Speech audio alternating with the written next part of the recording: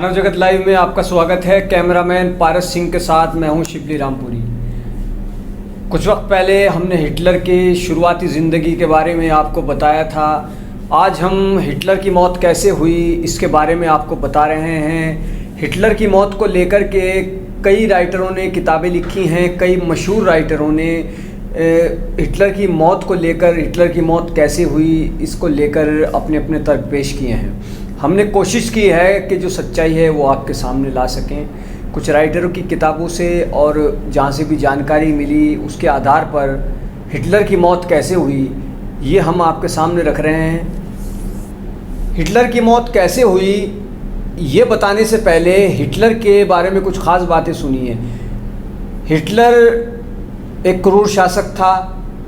किसी दौर में उससे लोग थरथराते थे, लेकिन खुद हिटलर बिल्ली से बहुत डरता था। इसके अलावा हिटलर कभी किसी से अपनी शेविंग, दाढ़ी वगैरह नहीं बनवाता था, क्योंकि हिटलर को ये पसंद नहीं था कि कोई उसके गले के पास ब्लेड लेकर आए, उसकी दाढ़ी शेव करे, इसलिए वो अपनी दाढ़ी खुद शेव करता था। मौत से कुछ वक्त पहले हिटलर बेहद कमज़ोर हो गया था, उसके कंधे झुक गए थे, उसका दायां हाथ कांपने लगा था और कई बार तो दायां हाथ इतना कांपता था कि बाएं हाथ से उसको कंट्रोल करना पड़ता था। हिटलर ने ये तय कर लिया था, जब शिकस्त उसने करीब देखी, जब रूसी सेना का बर्लिन में कब्ज़ा हुआ और वो आगे बढ़ते रहे, तब हिटलर ने ये मान लिया था कि शिकस्त हो चुकी है और उसने ये भी ठान लिया था कि वो दुश्मनों के हाथ नहीं आएगा, चाहे उसे अपनी जान खुद लेनी पड़े, और उसने ऐसा ही किया। लेकिन कैसे उसने अपनी जान ली ये बड़ा ही एक रोचक जानकारी है। हिटलर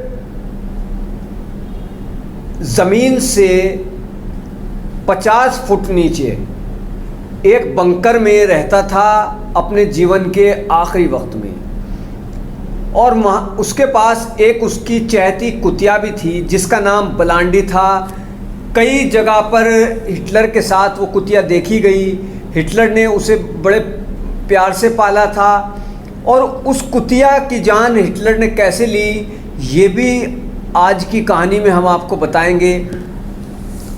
तो हिटलर ज़मीन से 50 फुट नीचे एक बंकर में रहता था और ये ज़िंदगी का उसका आखिरी वक्त था। शिकस्त बिल्कुल करीब थी, बल्कि हो चुकी थी।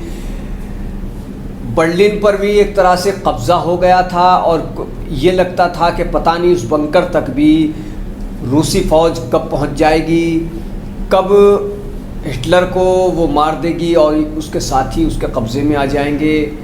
तो हिटलर ने ये तय किया था कि वो अब दुश्मनों के हाथ नहीं आएगा और भले ही उसको खुदकुशी करनी पड़े।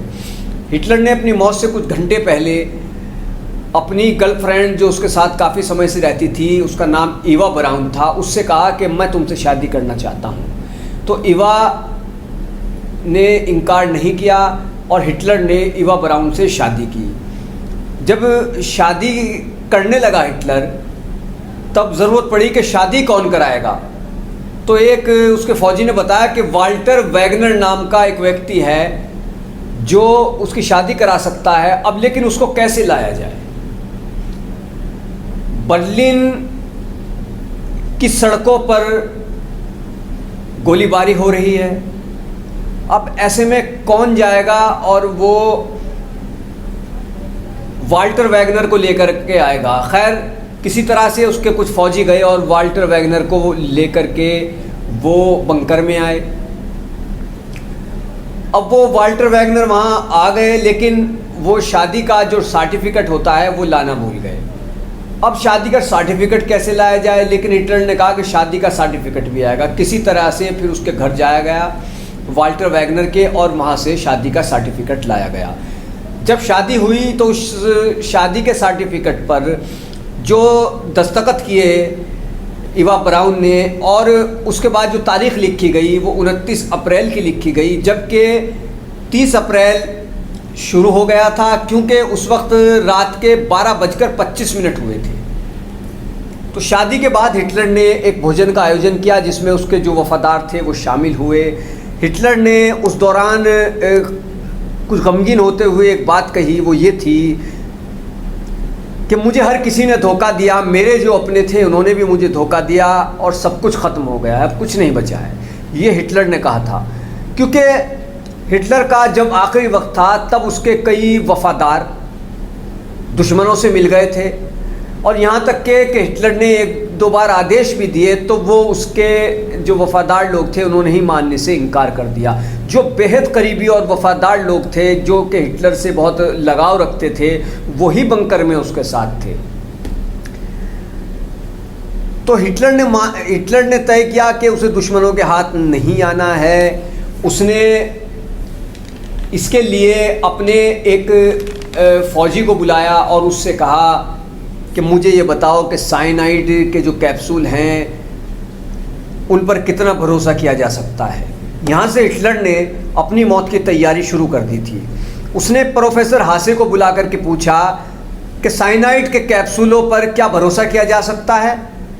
हिटलर ने सलाह दी कि उनका परीक्षण किया जाए और परीक्षण उसकी प्रिय कुतिया बलांडी पर किया जाए। परीक्षण के बाद प्रोफेसर हासे ने हिटलर को रिपोर्ट दी कि परीक्षण सफल रहा, बलांडी को मरने में कुछ सेकंड से ज़्यादा नहीं लगे। हिटलर ने बलांडी की मौत का दृश्य खुद नहीं देखा क्योंकि उसमें इतनी हिम्मत नहीं थी कि वो अपनी प्रिय कुतिया को मरते हुए देख सके। मरने के बाद उस कुतिया के 6 पिल्ले थे। मरने के बाद कुतिया को एक बक्से में रखा गया और वो 6 पिल्ले उससे आकर के लिपट गए और वो उसके स्तनों से चिपके हुए थे। तभी हिटलर के एक फौजी ओटे गवानशे जिसका नाम था, उसने एक एक करके उन 6 पिल्लों को गोलियां मार दी और बक्से को बंद करके ज़मीन में दफना दिया। हिटलर ने अपनी मौत से पहले एक वसीयत की और उसके वसीयत के मुताबिक उसने कहा कि जब मैं मर जाऊं तो मेरी लाश को जला देना और मेरी लाश के साथ जो मेरा सामान है कमरे में रखा हुआ वो सब जला देना, सिर्फ एक पेंटिंग मत जलाना, वो मेरे ड्राइवर को दे देना और जलाने के बाद मेरी लाश को दफना देना। तो हिटलर ने आखिरी वक्त में कुछ घंटे की नींद ली। उसके बाद अपने जनरलों से कहा कि अंत करीब है, सोवियत सैनिक कभी भी बंकर में घुस सकते हैं। फिर हिटलर ने कहा कि मैं कमरे में जा रहा हूं और कोई आए तो उसे कहना कि मैं किससे मिलना नहीं चाहता और मुझे बिल्कुल डिस्टर्ब मत करना। हिटलर अपनी पत्नी इवा ब्राउन के साथ कमरे में चला गया। कमरा बंद था लेकिन अंदर से लॉक नहीं था और एक फौजी को उसने गेट पर पहरेदारी के लिए छोड़ दिया। आदेश दिया कि तुम यहीं पर रहना, किसी को अंदर मत आने देना, कोई मिलना चाहे तो कहना कि मैं किसी से बात नहीं करना चाहता, मिलना नहीं चाहता। कुछ देर कमरे में खामोशी रही, फिर कुछ बातचीत सी की आवाज़ आई, उसके बाद फिर खामोशी, फिर अचानक से एक तेज़ आवाज़ आई। उसके कुछ वफादार कमरे की तरफ भागे तो वहाँ पर हिटलर का सर मेज़ पर लुढ़का पड़ा था। उसने खुद को गोली मार ली थी। इवा ब्राउन सोफे पर थी। इवा ब्राउन ने साइनाइड का कैप्सूल खाया था। उसके बाद हिटलर और उसकी पत्नी के शव को पेट्रोल से जलाया गया। जो सामान हिटलर ने कहा था वो भी उसकी लाश के साथ जला दिया गया और फिर उसे ज़मीन में गड्ढा खोद करके दफनाया गया। अब हिटलर की मौत के बारे में कई बातें राइटरों ने लिखी हैं। नेट पर भी काफ़ी कुछ मौजूद है। समय समय पर कुछ खबरें भी पहले आईं, दावे किए गए। उसमें कहा गया कि हिटलर की मौत वहाँ नहीं हुई थी, हिटलर वहाँ से निकल गया और उसकी मौत कहीं और हुई जा करके कुछ सालों बाद। लेकिन जब हिटलर को दफना दिया गया, उसके बाद सोवियत जांचकर्ताओं ने हिटलर और उसकी पत्नी के अवशेषों को ज़मीन से बाहर निकाला तो उसमें कुछ नहीं मिला, सब कुछ समाप्त हो चुका था। लेकिन एक डेंटल ब्रिज, एक जबड़ा मिला। जब सोवियत जांचकर्ताओं ने उस जबड़े की जांच उस डॉक्टर से कराई जो 1938 से हिटलर का दंत चिकित्सक था, तो उसने जांच करने के बाद कहा कि ये जबड़ा हिटलर का है। तो इससे साबित हुआ कि हिटलर की मौत हो चुकी है। हिटलर की मौत 30 अप्रैल 1945 को हुई थी, उसने खुदकुशी की थी। हिटलर का जीवन और उसकी मृत्यु कि कैसे एक मामूली सा आदमी इतना बड़ा तानाशाह बन गया, क्रूर शासक बन गया, और उसके बाद जिसके नाम से कभी थर्राते थे लोग, उसने बंकर में खुदकुशी की। हिटलर को हमेशा क्रूर शासक के तौर पर, एक जालिम के तौर पर याद किया जाता रहेगा।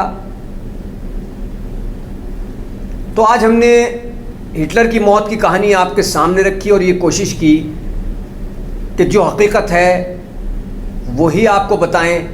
तो ये कहानी आपको कैसी लगी ज़रूर बताएं और मानव जगत को ज़्यादा से ज़्यादा सब्सक्राइब करें, वीडियो को शेयर करें, लाइक करें। धन्यवाद।